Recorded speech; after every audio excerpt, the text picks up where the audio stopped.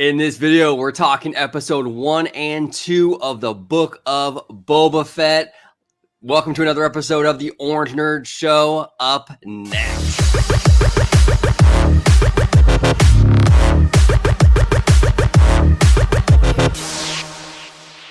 Hey everybody, welcome to the Orange Nerd Show, where we talk about everything except the theme park. So we talk about Star Wars, Marvel, the film world, streaming, movies, box office, all that good stuff, because there's more to life than just the theme parks. We want to have a little variety on the channel. So today I have an incredible panel. We're going to discuss these episodes of Book of Boba Fett all together. First, we're going to start off with Mr. Vash Sky, host of Freshly Squeezed here on the channel. Vash, how are you doing today, brother? Doing very well. I'm super incredibly excited to do this, this topic here. I kind of brought it up on, the post show of our last show, and you guys went along with it, and this is pretty awesome. So I'm super hyped. Got my Star Wars shirt on, and courtesy of our brother George here. This guy right here. Yeah, look at that. Nice. We lighten it up now. Star Wars it is. I'm incredibly excited. Light it up, but So down below, I have Mr. Family Man with a special guest sitting next to you. How you doing, George? I'm doing well. Well, of course, I had to show our viewers and listeners, I'm not a Disney family man without part of the family. So it's I brought my son on, Josh. Hello. Hey, Josh, welcome to the channel, buddy. How you doing? Good. Are you a bit?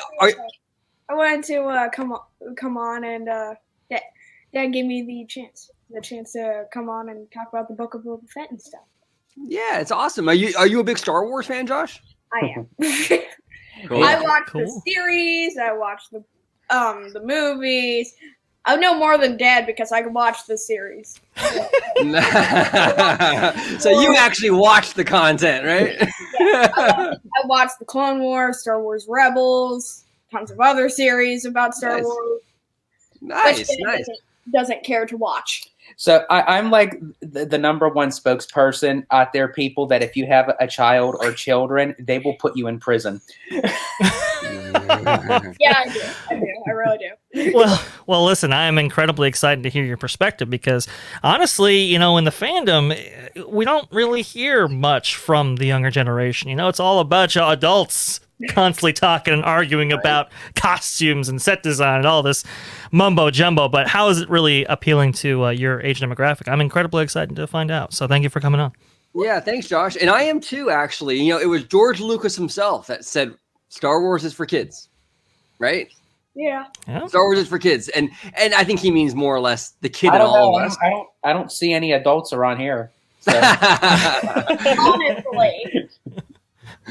But it's for the kid in all of us, basically. So, but yeah, I mean, I'm an oldie. We're all oldies here except for you, Josh, and it's good to get your perspective as the next gen Star Wars fan. So we're going to dive in. We're going to talk today about episode 1 and 2 of the Book of Boba Fett. Let's kind of dive into episode 1 first and kind of get a little feel for that, and then we'll get into episode 2. Vash, I'll start with you. Episode 1, overall thoughts. How did you feel after watching that first episode? Well, people, it's interesting. I liked it. It's a much slower pace than maybe what we're used to in some of the other series, some of the movies. It's kind of long and drawn out, which I kind of appreciate. I mean, that's kind of the benefit of doing a series like this, is that you can kind of have these slow moments where, the latter half of that episode, I think there's only 12 lines of dialogue in the whole thing. I mean, it is very image based, and I think the director pulls it off extremely well. I think it's Robert Rodriguez. I think he pulls it off really, really nicely. I like the spaghetti western type atmosphere and tone. I kind of dig that, and I think it fits Boba Fett's character well. So I liked it. I know family members of my own that really, really enjoyed that episode, actually more than the second episode, which is very surprising. But I know a lot of the fans it was a little back and forth there. But I liked it. It was really good. One of my big concerns going into the Book of Boba Fett was coming off of Mandalorian. I'm like, oh man, we're gonna do like another bounty hunter kind of storyline, and I'm like, that's fine. I loved Mandalorian, loved it. I mean, I got my buddy right here. You know, I love that show, but I was just a little worried about kind of like redundancy, right? And I was completely wrong on that. I mean, this is a completely different kind of show than Mandalorian. It's more of that underworld crime, syndicate like element, and it's just completely different. Really, really cool. Really, really cool show. But Josh and George down below. Josh, I'll start with you, Josh. What are your thoughts on episode 1 of the Book of Boba? My thoughts on like coming into it is I was really excited to watch it, but I was wondering like how this is going to work coming off of like just like as soon as like it picking off as soon as the Mandalorian left, right? And so I really just was curious how it was going to pick up off of that.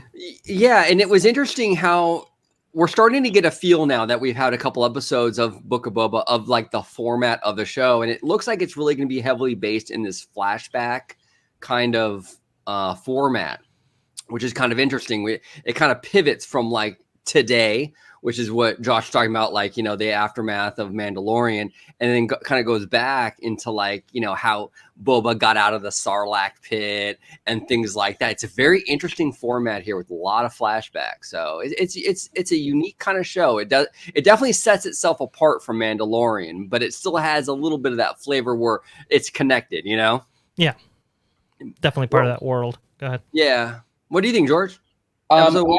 I actually agree with Dre. I do love how it kind of slowly paces itself with Chapter 1. I think it was needed based off of what Chapter 2 is about. I think it kind of had to have a balance that I don't think we really would have appreciated Chapter 2 as much had we not had Chapter 1 of how to start out the miniseries, so to speak.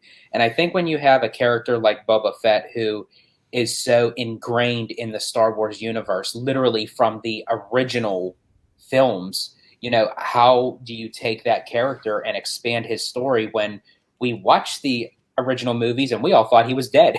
So it's like up until the fact of watching The Mandalorian, it's like, wait, well, how did he come back to life? Did someone bring him back to life? Like how? So I think like to start out Chapter 1 of how he escaped and how he kind of rebuilt himself as not even just as a bounty hunter, but as a character himself, the story arc, and quite frankly of how he came to the Sand People. And in a sense, like when you look at them, you kind of see them like as tyrants and sort of essentially that, spoiler alert, people, that kidnapped Anakin's mother and what have you. But you kind of, in this storyline, you kind of have a different sense and a different feel for them. Like you're rooting for them, you're seeing of how they live in their environment and how they actually essentially take Boba in and kind of train him in a sense to look beyond just being a bounty hunter.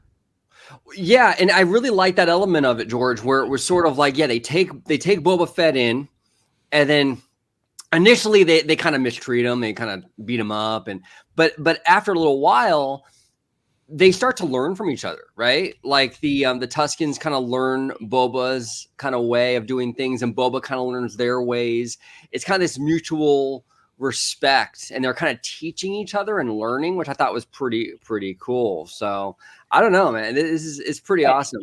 And kind of going off what both of you were saying, that I was a little bit hesitant of how this series was going to start out. Yeah. Again, kind of what Josh was saying also, going off of The Mandalorian, how can you really compare that? Like, we got this big shebang with The Mandalorian. It's like, how can you continue that momentum of great storytelling with these characters? And, there were some of the Marvel Cinematic Universe that I was kind of disappointed with, moving forward with the series, with the Falcon and the Winter Soldier. I liked it. It was okay, but I couldn't really get into it. And that's what I was kind of worried about with the Book of Boba Fett, because I wanted to really really enjoy this series just as much as I did The Mandalorian. And I have to say, with the first 2 chapters, I'm all in. Like, if you can grab my attention right at the bat, you have me for the rest of the series. Yeah. Well, I think that, and it's a little early to kind of make any kind of official declaration, but I've enjoyed all the Marvel shows. But I think Star Wars with Mandalorian and the little we've seen with Book of Boba Fett, I think they're scoring higher. Star Wars is right now. Some of the Marvel stuff on TV, at least, has been pretty hit and miss. But Dre, what do you think about this whole? I kind of want to get your viewpoint on this whole kind of storyline regarding the Tuskens, the Sand people. What are your thoughts on this? I mean, do you think that they're spending too much time on that? Do you like that this angle they're going with, or what do you think it's? I actually think that the Tusken Raider or the Sand People storyline is actually very important to explore the character of Boba Fett through ways that maybe wouldn't necessarily lend themselves in the current storyline that you have going on. Boba Fett, who's the guy behind the mask? Who's the man at this point in his career, right? And I think it's important to kind of tell that story. And going through via the Tusken Raiders is actually a pretty cool way to go about it. Interesting. Right before then, he gets out of the Sarlacc, and I had been dreaming of that moment ever since I read about it in the EU for going on 20 years or something. I mean, this is some really, really cool stuff. So they actually see that was pretty rewarding in itself. But then you bring the Tuskens involved, and we knew they were going to have some involvement because we saw that gaffy stick that Boba Fett used to clobber those stormtroopers when he was fighting to get his armor back in Mandalorian. So we knew that might come into play here as heavily as it has been. It's kind of a surprise. But look, the Sand People, at least back in the EU, they had some incredible lore and depth to them. At least in those storylines, they were actually an advanced race who might have contributed to the deserts of Tatooine as we see them, and then they became kind of nomadic people. To kind of explore that a little bit in this canon right here is really kind of rewarding, and it's actually a very interesting allegory what we're seeing in those flashback segments to what the stories are playing out in the current. In the kind of current verse with Fennec Shand and the rest of them, right? You're kind of seeing where might Boba Fett get his philosophy from and how he's applying that to his kind of criminal underworld, so to speak. Yeah, and I think Josh can attest to this because Josh mentioned he watches a lot, Clone Wars and Rebels. And Filoni, who ran those animated shows, is also running this one, Book of Boba Fett, and he ran Mandalorian. But Filoni, nothing goes to waste. And what you think is a filler episode or filler material, eventually down the road, you realize it's not really filler.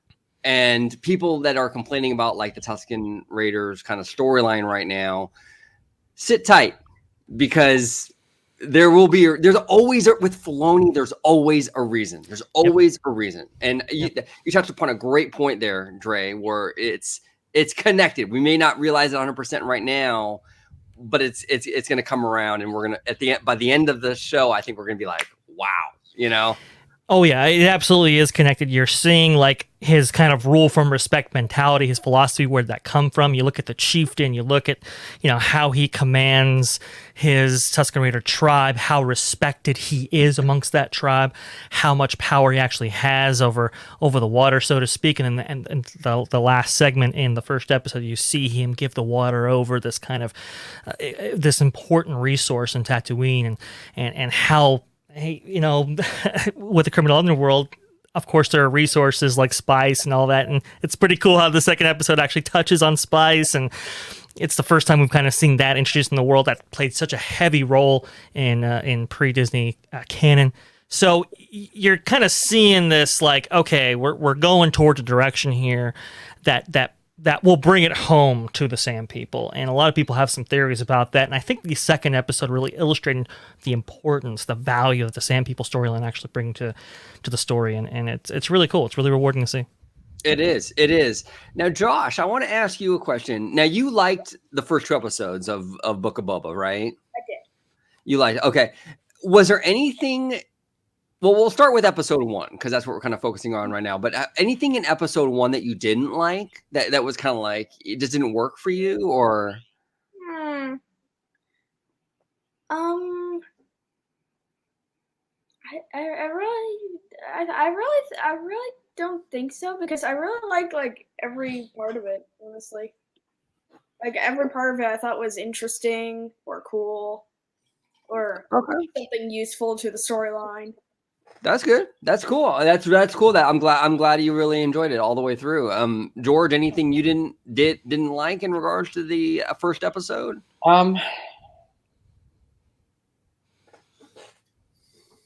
I honestly, to be honest, I really don't really have any gripes so far. I really don't. Like, I can't even really think.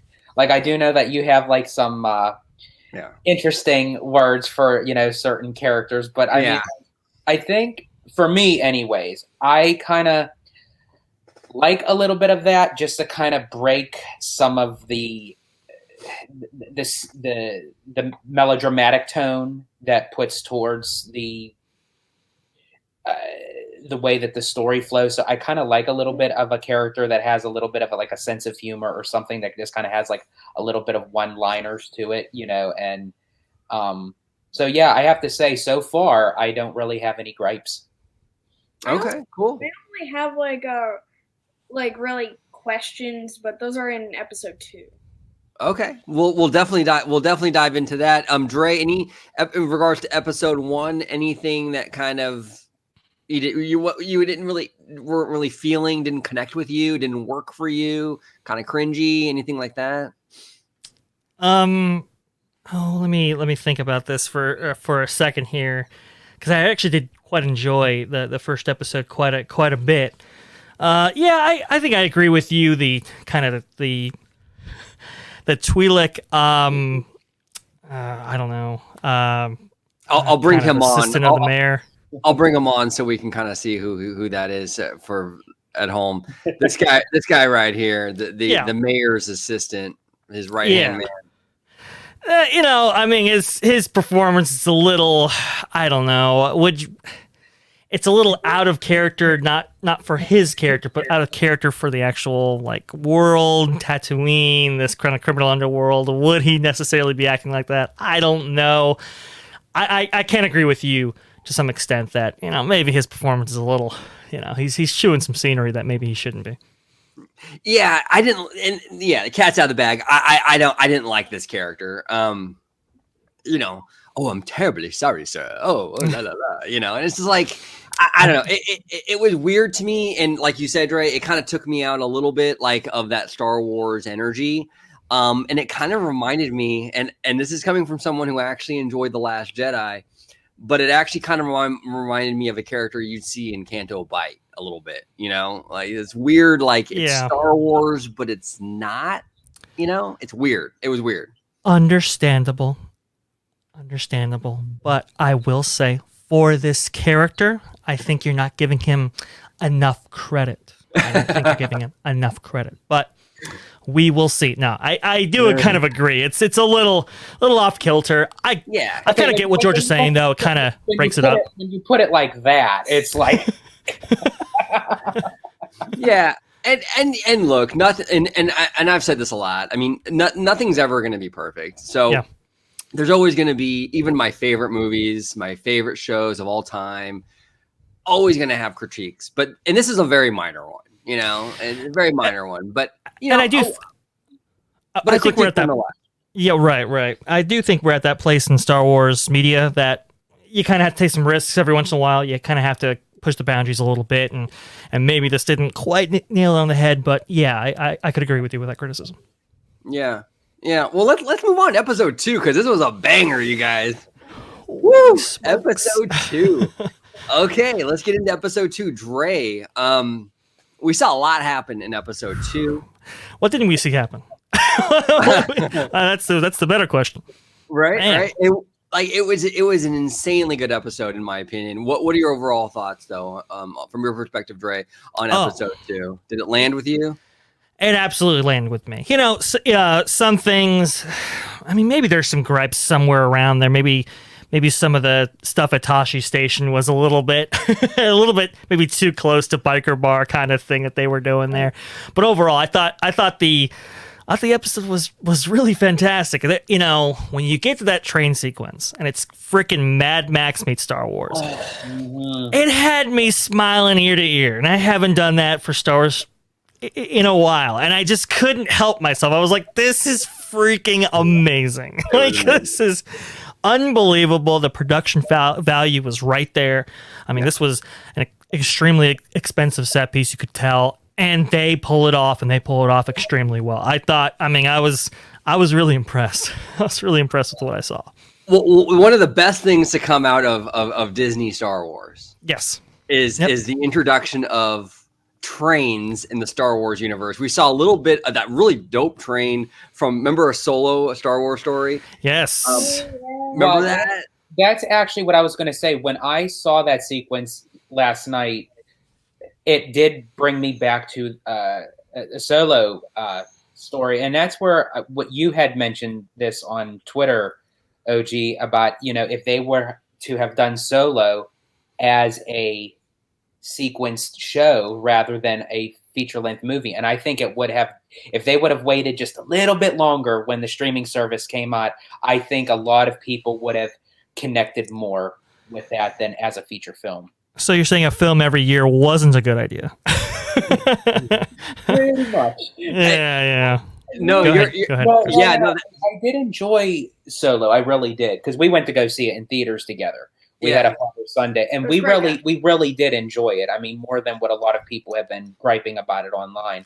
But I think that if they were to have broken it up into what they're doing in the format with Boba Fett and the Mandalorian, I think as a society in the media world, I think people would have connected with it more. And that's the beauty of television or series or streaming, whatever, is that, you know, with Solo, you only have like 2 hours or so to tell that story. But yeah, like if it was a series, imagine you can really dive into that gangster world. Imagine ending the season with that Darth Maul reveal. Yeah. I mean, oh my God. Yeah. It just would have been incredible. And you would have had like 7 or 8 hours worth of material. You really could have dived into the Syndicate, that Crimson Dawn, situation and all that. I think it just would have been incredibly more satisfying that would have been such a great series. And I think it would have done so much better. But you know what? That was 2018, and times have changed a lot even since then. Even though it was just a few years ago, things are different. But yeah, George, like we said, like if it was pitched today, that would have been a series. It would have been like a Book of Boba Fett. Absolutely, Yeah, and I think you were the first one to say that, OG, and you're completely right that if it was brought to like a series, I mean, you could have extended out the relationship between Chewbacca and Han Solo. Maybe not have his last name be a throwaway line like it was, and work out some of those things that really could have made it quite effective. And I think it would have fit that Harrison Ford not play Han Solo in that context, right? I think you could have gotten away with that in a Disney Plus show that really didn't quite work out the way they maybe intended with Solo, a Star Wars story. But I mean, this show, I mean, you can see that they're learning from those lessons and really kind of drawing the story out and really exploring the character of Boba Fett in multiple levels. I mean, there's real depth here. Yeah. There's really he's still suffering from the effects of the Sarlacc. He still has this long kind of longing for acceptance among some ranks ever since his father or his original donor was killed. And you're kind of seeing that, and I think it's really paying off. I think it really is satisfying to a large degree, even outside of the action and so forth. And my oh my, before the show started, we talked about how the Hutts were introduced. Yes. Do you have? You know what? We can play the video, but I just don't play the sound. Yeah. But let me go ahead and share my screen. Is that the one you sent me, Dre? Yes. Let me pull it up right now. Let me see. Okay. Yeah, here we go. And then we got to talk about that Wookiee. My God, that Wookiee. There you go. It's playing right now. No audio. Look, this is the thing I love about this. First of all, the CGI has improved greatly since the since the special editions, you know, Yes. on the Hutts. Yes. And But it's when they, oh, go ahead. I'm sorry, sir. well, I was going to say it's a good mixture of this episode and to the series as a whole between CGI and kind of the real prosthetics, robotics, animatronics, and so forth, puppeteering. It's really a good blend of both. It really is. And when they're parading the twins, dude, look at that. Look at the scale on those guys. And this scene as a whole is an importance to the rest of the series because we're going to see more of these characters. You know, this isn't just a one and done sort of thing where they come on the screen, have their 5 minutes of fame, and then it's over. You know, there's going to be a significance relevance to the story with these characters of like what they entail to bring to Boba Fett, and especially that Wookiee. that look that he gives Boba Fett, like right before it cuts, it's like It's spine tingling. Apparently, this is Black Kersantan or whatever. Kersantan is what his name is, and apparently he's been explored in alternative media. His intro in here was pretty phenomenal. He was like, "Whoa, like this is getting serious." Well, and the great thing about him is that he's for a Wookiee, because usually Wookiees, like, you know, we know with like Chewie and stuff, a lot of like rah, yelling and screaming, right? Yeah. This Wookiee, he's cool and collected. He's like, I'm here. I'm gonna kick your ass if you step out of line. But he's smooth though, right? He's quiet, collected, very interesting character. The Hutt, these twins, are so gangster. When they left the scene, oh yeah, we're not gonna kill you, but you know what? Sleep lightly. Basically, sleep with one eye open, Boba Fett, because we're watching you. That is so Italian mob. I absolutely love that. This is like peak Hutts right here. This is the stuff you read about. This is how the Hutts operate. This is how, you know, it's all done. And to kind of see it explored in this series is exactly what I was looking forward to. This is galactic Goodfellas right here. Exactly. Exactly. I mean, it's done extremely well, and the twins, how these two are caricatured, I think is it's a testament to Jon Favreau and Dave Filoni and all that. I mean, it's really, really done well. No, it is. Yeah, I'm telling you, and like I'm probably gonna get a lot of heat in the comments for this because some people are, you know, it is a sensitive subject, and I don't hate Kathleen Kennedy, but I mean, Favreau and Filoni, they understand this world and they get it, and they keep knocking it out of the park and giving us home runs. They really should be running the studio. You know, they should be. That's the look right there. That's the $1 million look right there. That's the $1 million look. I wanted to pause it on there. That is $1 million. You should watch your back. Yeah. Don't sleep too. Like you said, don't sleep too fondly. You know, you might want to be ready for you know, retribution kind of thing. Great character. Now, Dre, you're a little more versed. I mean, a lot more versed in like the expanded universe and things like that. Yeah. So you touched upon this character has been referenced before. Can you elaborate on that a little bit? Yeah, doing some research on this, you know, unfortunately, I am not privy to reading this material directly, but from what I understand, Boba Fett and this Black Kersantan character right here that we see has done work. They've worked together before. They have kind of a professional relationship, and there's depth to be explored there as well. So when Boba Fett, you know, when they lock eyes, it's not just one of you know, one of antagonization. It's also one of, hey, I know you, you know me kind of thing. You know how we roll. We know how we dance kind of thing. And it really is quite effective. I did not know about that history before. Apparently, this Wookiee also has history with Obi-Wan Kenobi. Really? And yes, apparently the way he got his scar above his eye was an entanglement with Obi-Wan Kenobi. So maybe we see some of that in the Kenobi series. I'm not sure. I know. It's these things are connected, and they're being connected quite effectively. Well, and that's what I touched upon earlier. Like with Filoni, like nothing goes to waste. Nope. What you think might just be a throwaway situation or a filler episode or what have you isn't always the case. Look, perfect example. Rebels. Mhm. People didn't like the space whales. They thought, and a lot of people say, "Oh, it was just filler and yada yada yada," but it really wasn't.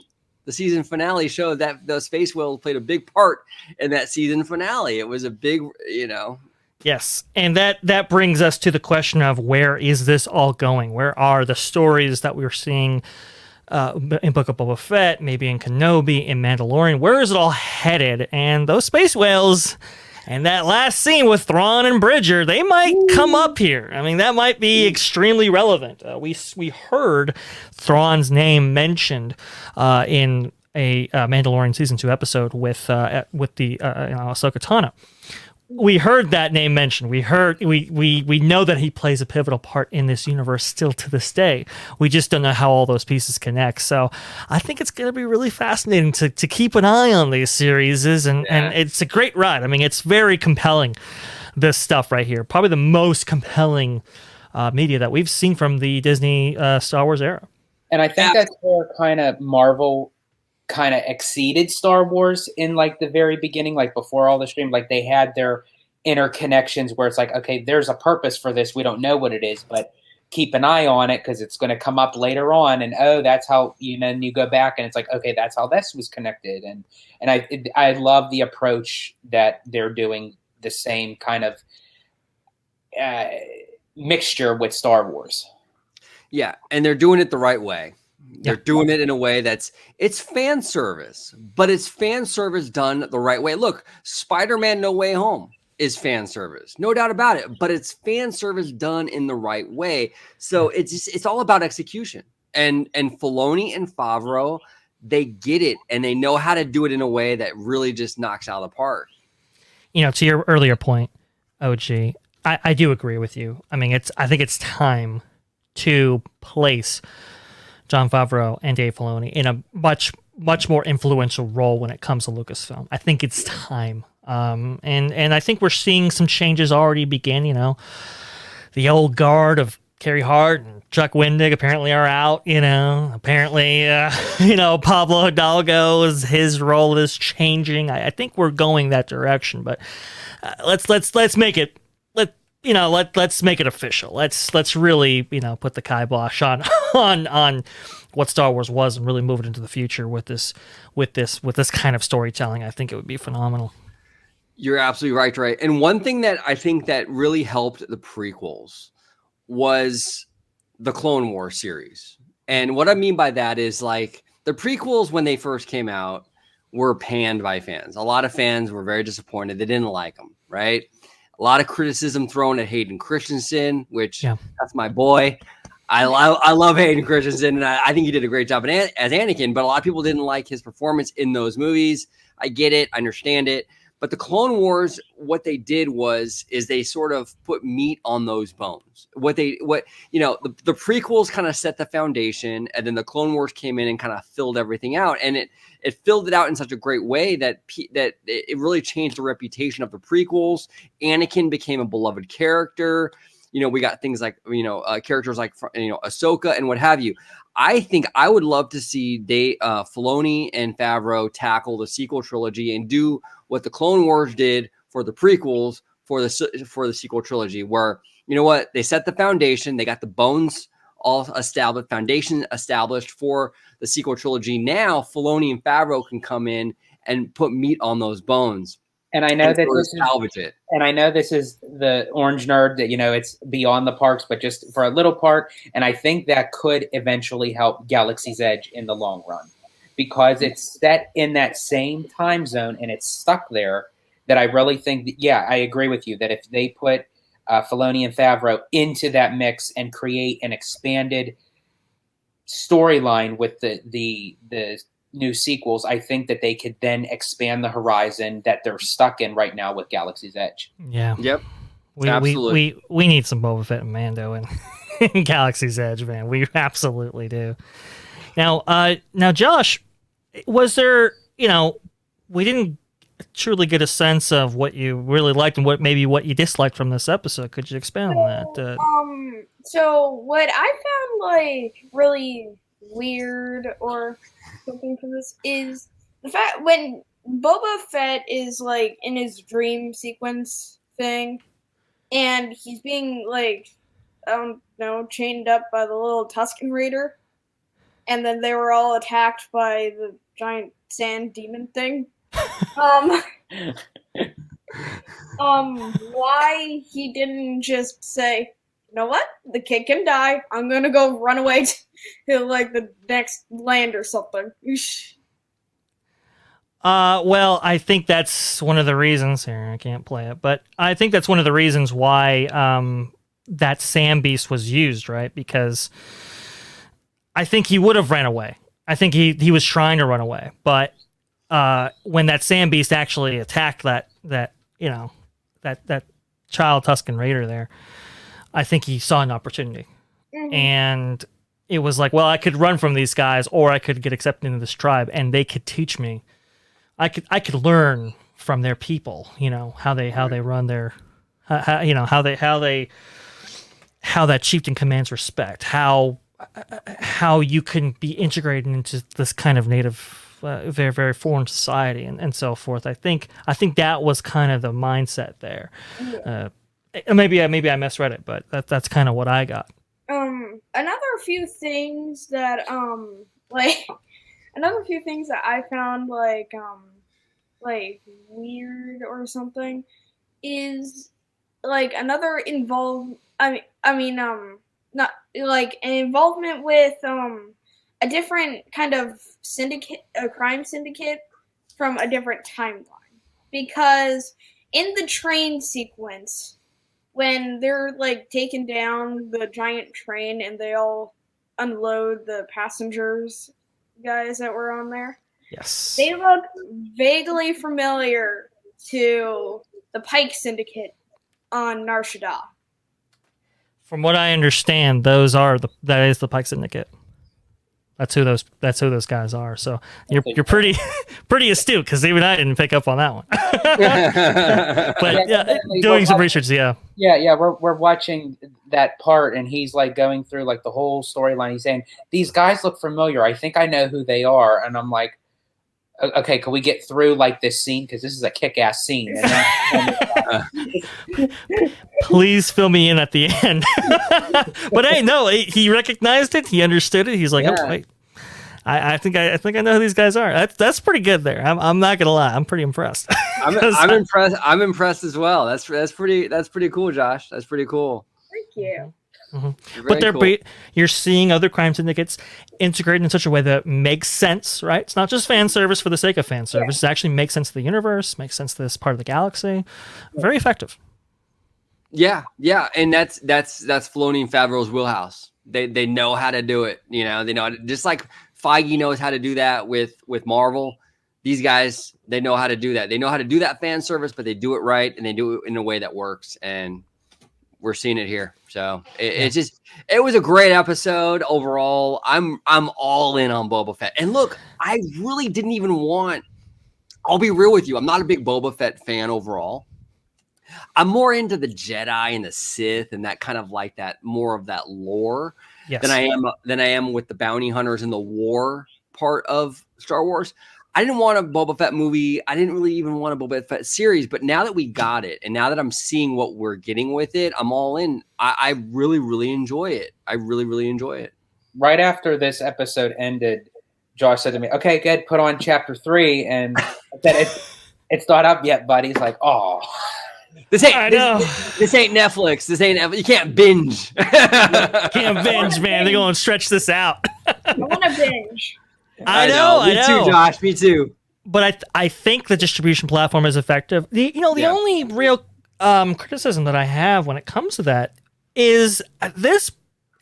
Episodes 1 and 2 might have benefited from being a package deal on the same day, kind of a 2-part season premiere. Because I think some people were a little bit put off by what they saw in episode 1, and maybe didn't realize that great things were coming just in the next episode if you just kept watching. So I'm going to dock Kareem Daniel a little bit for that. He probably should have packaged him up and put him out there. That way people got flavors of pretty much everything. And they started doing that just on regular television. They started having like 2-hour season premiere, Right. like a double episode back to back. And I think it benefits in the long run, as you were saying, Dre, because I think it kind of, when you just have a single episode that's going to tie into the next one, but it's kind of like premiering, again, you have to set the stage, so to speak.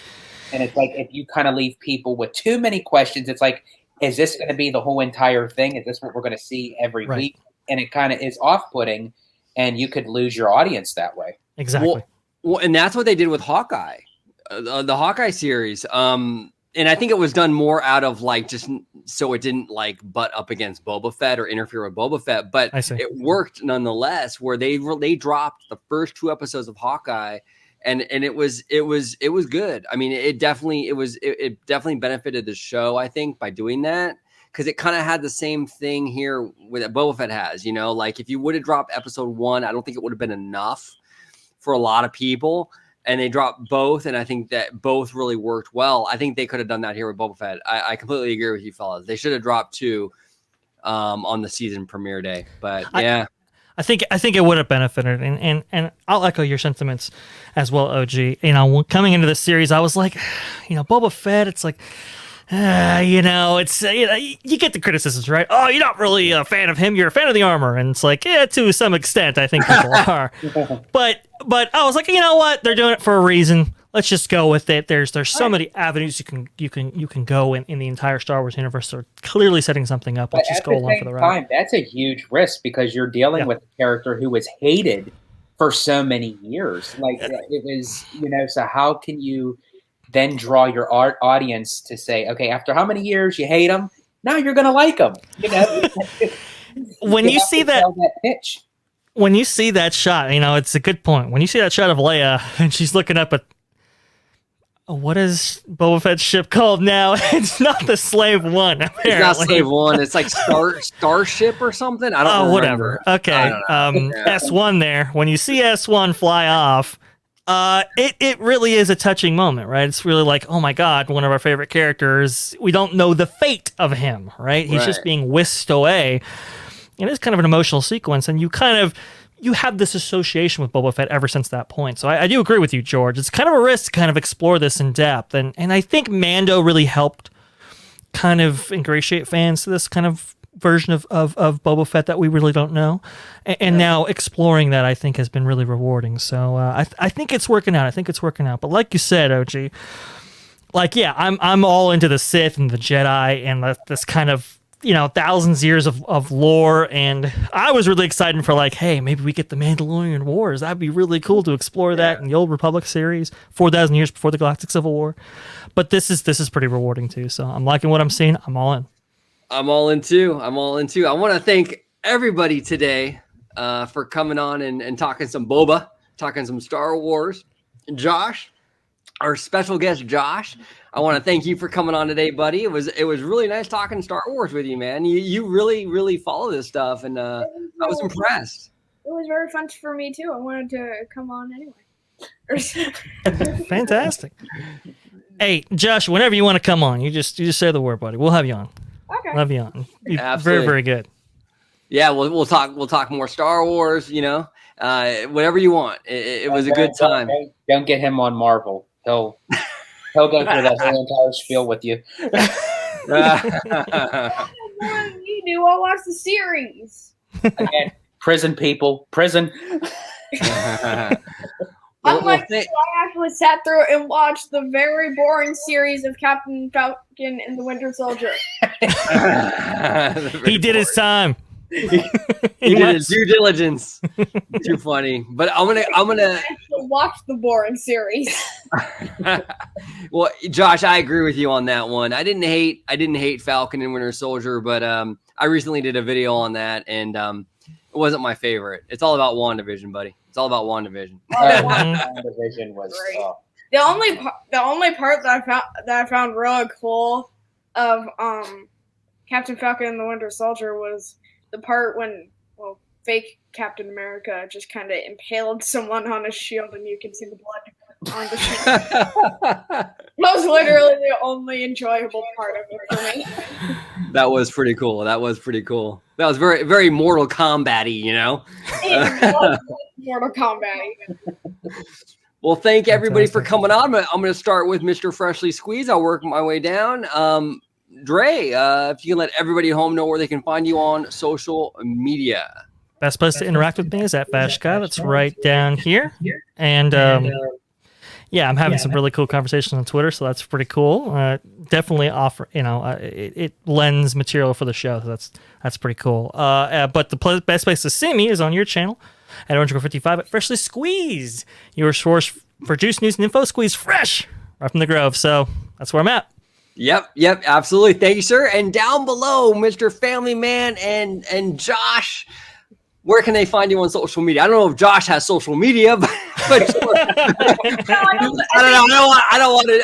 I'm not the parent. I'll let you handle that. Go ahead, George. I think mom and dad would kill me if I had social media. So I think your assessment is correct. So you could find me on my YouTube channel at Disney Family Man 23, which you could also find me on Instagram and on Twitter at Disney George, and of course on Orange Grove 55's channel with Citrus Corner. Definitely keep out for new content for that. Yes, and we just dropped some Citrus Corner content the other day, and I got some clips from that long form show coming out periodically over the next few days. So it was a great conversation. Mr. Freshly Squeezed joined us on that one. It was fantastic. Absolutely fantastic. Thank you all so much for joining me today.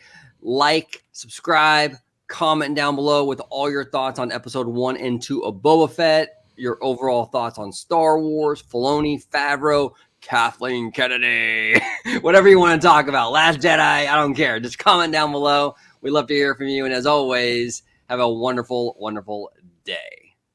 Thank you very much.